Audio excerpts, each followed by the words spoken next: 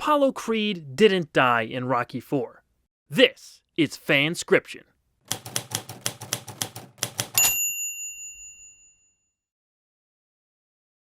As a lifelong Rocky fan, I grew up watching the 1976 original through 1990's Rocky V. When rumors of a Rocky VI started to get thrown around in the early 2000s, I was so excited. I even rushed out to buy the first 3 issues of Sylvester Stallone's short-lived lifestyle magazine, Sly, because they had excerpts from the new movie's script within their pages. This franchise is in my blood. I would not be the same person I am today without these films being ingrained into my psyche from 8 years old on. As time has gone by and I've gotten older, my love and appreciation for this series has not waned in the slightest. It may be higher than ever with the recent Creed films once again bringing the Rocky universe new life. But even when I was younger, the 4th installment in the franchise stuck out to me. It wasn't at all like the previous 3 or its much reviled direct sequel. I like to call it the Rogue Rocky movie because of how totally different it is. Robots? A synth musical score? Rocky single-handedly ending the Cold War? Yeah, this one was pretty far removed from the simplistic charm of the first film. A friend of mine once described it as having all the shine of a great movie. If you look at it from the outside, it's this larger-than-life epic, but on the inside, it's empty. There's not much to it. Revenge, robots, and Russia. That's what many people take away from Rocky IV, and the over-the-top 80s-ness of its presentation. To this day, it's still the highest-grossing film in the franchise and was one of 1985's biggest theatrical releases. Needless to say, it connected with its audience, but I've always thought there is a really good story beneath the dated cultural disposition and awkward jokes. In my opinion, the biggest sin this movie committed was killing Apollo Creed. By the end of Rocky III, Apollo was becoming a complete character. He had gotten ample time to develop as the antagonist of the first 2 movies, but in the second sequel, his willingness to help train Rocky in his championship rematch with Clubber Lang had taken the former champ in a bold new direction. Becoming an ally to his old rival proved to be a popular turn. While his motivation to help Rocky get the title back wasn't 100% selfless, we saw a side to Apollo that endeared him to many. Once enemies, Rocky and Apollo had now grown to be very close friends who knew each other in ways only they could understand. By the time Rocky IV rolled around, both men weren't as young as they used to be. Rocky seemed okay with accepting this, but Apollo wasn't so quick to admit that fact. In probably the best character scene in the movie, we see the stubbornness that would eventually become Apollo's downfall. And without some challenge, without some damn war to fight, then the warrior may as well be dead, Stallion. This is the basis of everything. Apollo's resistance to change, his pride getting in the way of his common sense. It's not the first time we saw that in this series. Remember, in the last round of the fight in Rocky II, all Apollo had to do was stay away from Balboa and he would have retained his title. This time, however, the consequence was losing more than just his championship. Now, I've always felt that Apollo's death in Rocky IV was cheap. They wasted a great character just to give Rocky the motivation to avenge him in a hostile Soviet environment. There still needs to be consequences for Apollo's actions, but death is the easy way out here. Apollo rather dying than living with the shame of losing to Drago in the fashion he did is a cautionary outcome. But most of us don't die when we fail. We have to learn how to live with it and move on. Something Apollo admits that he couldn't even do in his loss to Rocky in the second film. When you run that last fight, you won by 1 second. You beat me by 1 second. 1 second. That's very hard for a man of my intelligence to handle. Oh, is it? But didn't you say after I beat you, you learned how to live with it? I lied. Oh, you lied. Moving forward, no matter what, is pretty much the basis of the Rocky movies in general. Seeing that moral applied to a guy who's portrayed to be the proudest among us is where we can see a much more interesting story play out. Our changes start in the first fight with Drago. Up until this point, everything happens as it does in the original version. Well, maybe a little less robot. At this point, Apollo's confidence is at an all-time high. I'm in the best shape of my life. I'm stronger. I'm quicker. At the same time, it's obvious he's going through a sort of midlife crisis. In the Rocky movies timeline, it would be around this point that he cheats on his wife and conceives Adonis. While in the state of mind that he was shown to be in, that's not a stretch to imagine.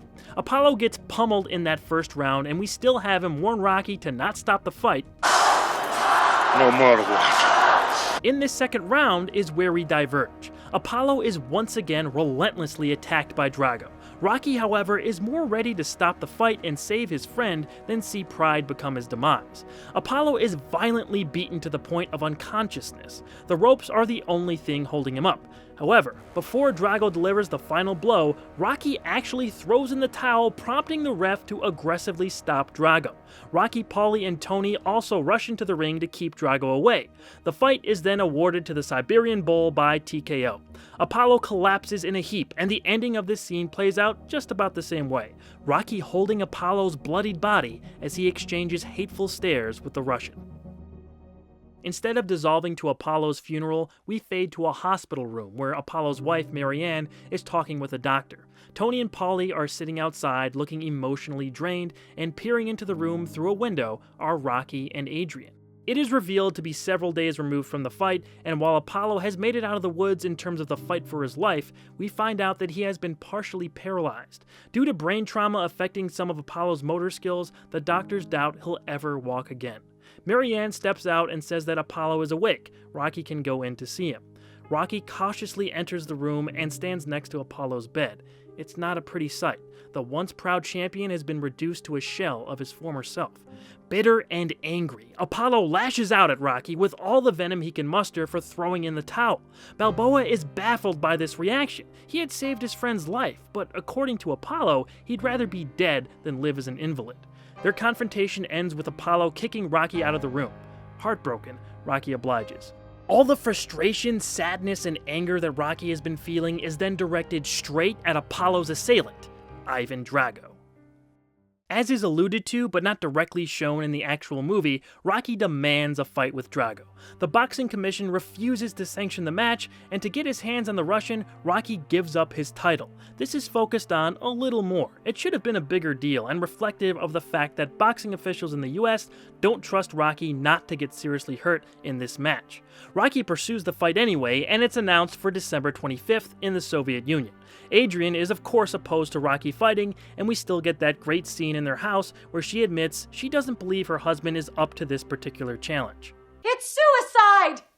You've seen him, you know how strong he is. You can't win!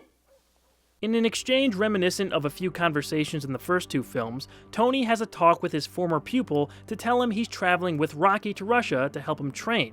It's been several months since the fight with Drago, and while Apollo has recovered much more than his doctors previously thought, it is confirmed he will be permanently paralyzed from the waist down. Rocky and Apollo haven't spoken in months, but Tony knows Rocky is doing all of this for his friend. He urges Apollo to once again, Let it go. Apollo, stubborn as ever, remains silent as Tony leaves the room. Now the deck is stacked against Rocky even more than before. Boxing officials don't believe in him, his wife doesn't believe in him, and even Apollo doesn't seem to believe in him. The only person Rocky can have a true heart-to-heart with is his son. That scene with them before he leaves absolutely stays in and means much more now. His son's innocence and faith in his father gives the elder Balboa a small boost, and it's one he sorely needed. Tony and Paulie are the only ones who travel with Rocky to Russia, and everything from their arrival to the first training montage pretty much stays the same. The only slight alteration would be in the scene with Rocky and Tony, where his trainer reminds him that while Apollo is headstrong, he knows deep down he appreciates what Rocky is doing for him. And like it or not, he'll still be the one. The one that's gonna keep his spirit alive. You're the one. After the first training montage, Adrian is still shown to have arrived in Russia, and the couple embraces. Except here, she says she's not alone. Rocky notices a van pull up to the house, and out of it emerges Apollo Creed in a wheelchair. When they notice each other, the rivals turned friends share a heavy, complicated look. Cut to a scene with just Apollo and Rocky in the barn. This is where the heart of the movie takes center stage. After Apollo answers a few questions about his physical well-being, he apologizes to Rocky and thanks him for likely saving his life. This is something completely new for the Creed character, and it would be fitting to see. Apollo is always the consistently confident and obstinate personality, but we see him grow from Rocky 2 to Rocky 3, and now we can see him faced with the biggest challenge of his life in Rocky 4. How does a man whose identity and self-image that were built almost exclusively on his physical ability deal with having all of that taken away? Where does he go from there? How and in what direction does he move forward? I think those are much more interesting and thought-provoking questions than just having him die. It always felt to me like a lazy excuse to get to the Rocky Drago grudge match. We can do better. Having Apollo set out on a new life after this chapter is permanently closed will be far more compelling and captivating. After the friends reconcile, Apollo says he'll be in Rocky's corner at the fight. Rocky is a little wary of that idea, but Apollo says he didn't drag his ass all the way out to the middle of nowhere to not show his face in Moscow. This means everything to Apollo. He wants to show that even though Drago took almost everything away from him, he couldn't kill his spirit. We then get a playful callback to a line from earlier. When this is over? You know me, Stallion. Always think of something else.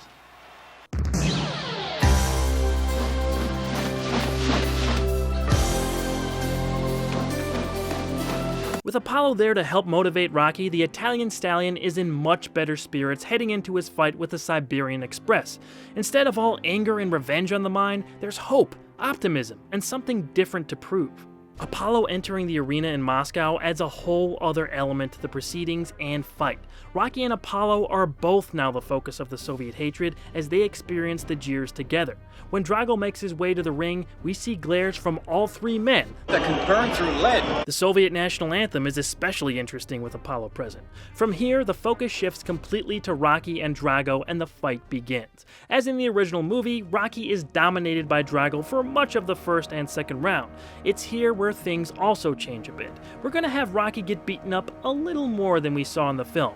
Drago is violently attacking early on. This triggers Apollo to grasp for the towel as it's looking like Rocky is getting seriously hurt, but Apollo is quick to remember something that always set him and Rocky apart.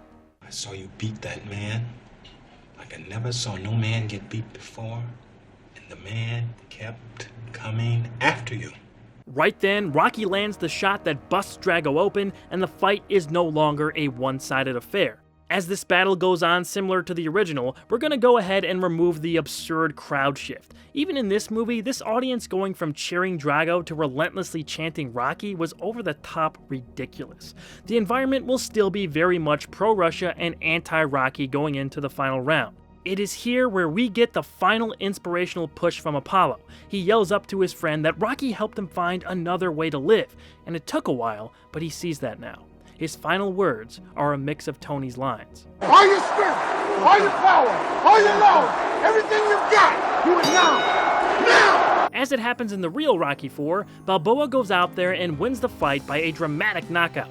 Apollo there celebrating will make the moment even sweeter, and the Soviet crowd doesn't go crazy for Rocky winning, but at this point he's earned enough respect with them that he won't get 100% booed. Rocky's ending speech, as cheesy as it is, can still work here because it means more. Having Apollo ringside, Rocky can make eye contact with him, and instead of I, he first says we, if we can change. Apollo is clearly affected by Rocky's words. He celebrates outside the ring with Adrian, looking on at the Italian stallion and his team soak up the moment. The Russian crowd will once again show Rocky respect as Hearts on Fire kicks in for the last time and the credits roll. And there we have it. What if Apollo Creed didn't die in Rocky IV? In my opinion, it would have made for a much stronger movie while continuing to build Apollo as a remarkably well-rounded secondary character. How do these changes affect Rocky V? What about Adonis, Tommy Gunn, and Rocky moving back to the old neighborhood? Well, I have a ton of ideas for that too, and maybe one day I'll go back to it. I also have to mention that the first Creed movie largely fixed Apollo's death for me. It made it mean something more in the legacy of the franchise, and I think Ryan Coogler did an amazing job with that film. This was a fun exercise to see how Rocky IV could have been improved and set up interesting alterations to the sequels. So what did you think? Want to hear more about the genesis of this idea and the details I had to leave out of the video? Tune into the FanScription Podcast where I talk more about this what if and dig deeper into why I did what. Be on the lookout for more episodes of FanScription coming soon, and thank you guys so much for watching.